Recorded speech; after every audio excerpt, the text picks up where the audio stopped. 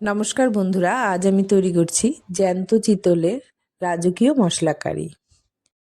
আজ আমি যে চিতল মাছটি রান্না করব সেটি আমাদের লোকাল নদীর চিতল। খুব সাইজে বড় না হলেও কিন্তু একদম ছোট নয়। লোকাল মাছ এবং জ্যান্ত চিতল বলে মাছটি খেতে এত স্বাদ হয়েছিল যে আপনাদের কি বলবো। চিতল মাছ কিন্তু কাটাটা একটু ঝামেলারই কাজ, তবে আমার মনে হয় চিতল মাছ কাটার থেকে ছোলাটা আরও অনেক বেশি ঝামেলা। আপনারা কি করবেন, চিতল মাছ যখন ছুলবেন তখন তাকে একটু জলে ভিজিয়ে রাখবেন।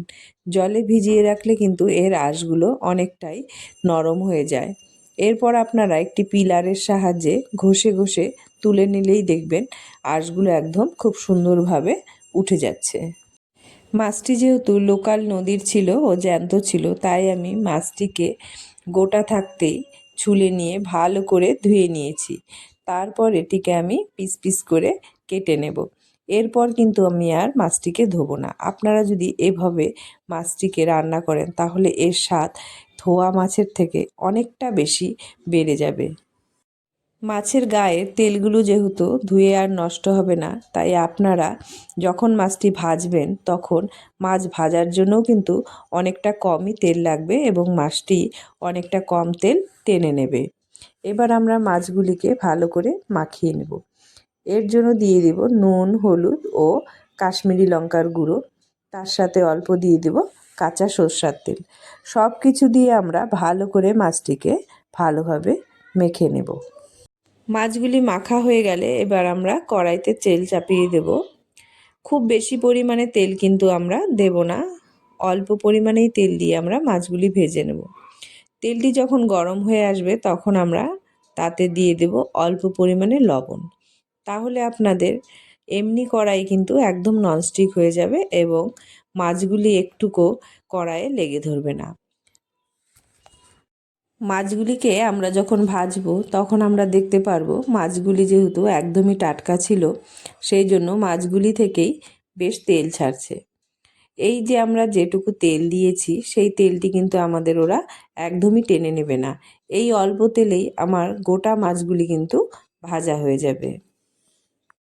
মাছগুলিকে কিন্তু আমরা বেশি ভাজবো না, মাছগুলিকে আমরা মোটামুটি ভেজে উঠিয়ে নেব। কেননা মাছগুলি যদি আমরা বেশি পরিমাণে ভেজে নিই তবে আমরা যখন রান্না করব তখন মাছের গায়ে কিন্তু মশলাগুলি ভালো মতো ঢুকবে না এবং ঝোলটার স্বাদটাও অনেকটা কমে যাবে। এবার আমরা চিতলের মশলা কারির জন্য একটি স্পেশাল মশলা তৈরি করে নেব। তার জন্য প্রথমে মিক্সিতে দিয়ে দেব ধনেপাতা, রসুন, পেঁয়াজ, আদা, কাঁচা লঙ্কা, টমেটো। তার সাথে আমরা কিছু মশলা এখানে দিয়ে দেব জিরের গুঁড়ো, ধনের গুঁড়ো, চাট মশলার গুঁড়ো। এগুলি সব কিছু দিয়ে আমরা এতে দিয়ে দেব অল্প পরিমাণে গরম জল। গরম জলটা দিয়ে এবার আমরা মিক্সিতে এগুলিকে ভালো করে পেস্ট করে একটি মশলা তৈরি করে নেব।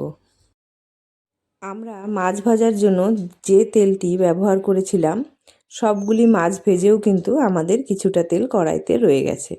ওই তেলেই আমরা এবার দিয়ে দেব তেজপাতা, শুকনো লঙ্কা ও সাদা জিরে। সব কিছু থেকে যখন ভাজা গন্ধ বেরোবে তখন দিয়ে দেবেন কুচনো পেঁয়াজ। পেঁয়াজটা একটু যখন ভাজা ভাজা হয়ে আসবে তখন আমরা এতে দিয়ে দেব কিছু পরিমাণে কাশ্মীরি লঙ্কার গুঁড়ো। কাশ্মীরি লঙ্কার গুঁড়ো দিয়ে নাড়াচাড়া করে নিয়ে এবার আমরা যে মশলাটি তৈরি করে রেখেছিলাম সেই মশলাটি এবার এই ঝোলে ঢেলে দেব। মশলাটি দেবার পর আমরা খুব ভালোভাবে মশলাটিকে কষিয়ে নেব। যতক্ষণ না মশলাটি তেল ছাড়তে শুরু করবে ততক্ষণ পর্যন্ত আপনারা গ্যাসের মিডিয়াম হিটে ভালো মতো কষাতে থাকবেন। মশলাটি যখন কষে আসবে তখন আমরা এতে দিয়ে দিব নুন ও হলুদ। নুন হলুদ দিয়েও আবার আমরা ভালো মতো মশলাটিকে কষাতে থাকব। মশলাটি যখন ভালো মতো কষে যাবে তখন আমরা গ্যাসের ফ্লেমটা একদম কমিয়ে নিয়ে দিয়ে দেব কিছু পরিমাণে টক দই।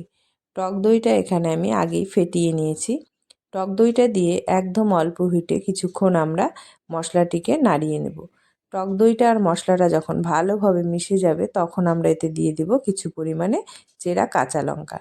কাঁচা লঙ্কা দিয়েও আমরা মশলাটিকে আবার কিছুক্ষণ নাড়িয়ে নেব।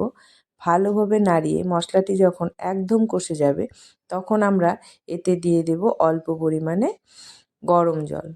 গরম জল দিয়ে আমরা মশলাটিকে একটু ফুটিয়ে নিয়ে তারপর এতে আমরা যে মাছগুলি ভেজে রেখেছিলাম দিয়ে দেব সেই মাছগুলি। মাছগুলি একে একে সবগুলি দিয়ে তারপর কিন্তু আমরা এখানে মাছগুলিকে ঝোলের সঙ্গে একটু ঢাকা দিয়ে কিছুক্ষণের জন্য একদম কম হিটে রান্না করে নেব, যাতে মাছের গায়ে সমস্ত মশলাগুলি ভালো মতো ঢুকে যায় এবং মাছটি ঝোলের সাথে সাথে খেতে যেন একদম টেস্টি হয়। মোটামুটি 5 মিনিট মতো কম হিটে আমরা ঢেকে মাছগুলিকে রান্না করে নেব। তারপর ঢাকনা খুলে আবার একটু ঝোলের সঙ্গে ভালো করে ফুটিয়ে নিয়ে এতে আমরা দিয়ে দিব গরম মশলার গুঁড়ো। গরম মশলার গুঁড়ো দিয়ে নাড়াচাড়া করে নিয়ে এরপর আমরা এতে দিয়ে দেব অল্প পরিমাণে ঘি। ঘিটা দিয়েও আবার ভালো করে আমরা মাছের সাথে ঝোলটাকে মাখিয়ে নাড়িয়ে নেব। এরপর আমরা দিয়ে দেব এতে অল্প পরিমাণে কুচনো ধনেপাতা। ধনেপাতা দিয়ে কিছুক্ষণ ভালো মতো মাছ ও ঝোলটাকে ফুটিয়ে নিলেই কিন্তু আমাদের তৈরি হয়ে যাবে রাজকীয় চিতল মশলা কারি। আমাদের রান্নাটা কিন্তু একদম কমপ্লিট হয়ে গেছে। আপনি এভাবে একবার চিতল রাজকীয় মশলা কারি করে খেয়ে দেখুন। এখানে ঝোল তো স্বাদ লাগবেই, মাছগুলি এত পরিমাণে স্বাদ লাগবে খেতে যে আপনি না খেলে বুঝতে পারবেন না। একবার অবশ্যই এভাবে করে খেয়ে দেখবেন রাজকীয় মশলা কারি চিতল। ভিডিওটি ভালো লাগলে অবশ্যই লাইক ও সাবস্ক্রাইব করে দেবেন ও কমেন্ট করে অবশ্যই জানাবেন কেমন লাগলো আপনাদের এই রাজকীয় চিতল মশলা কারি।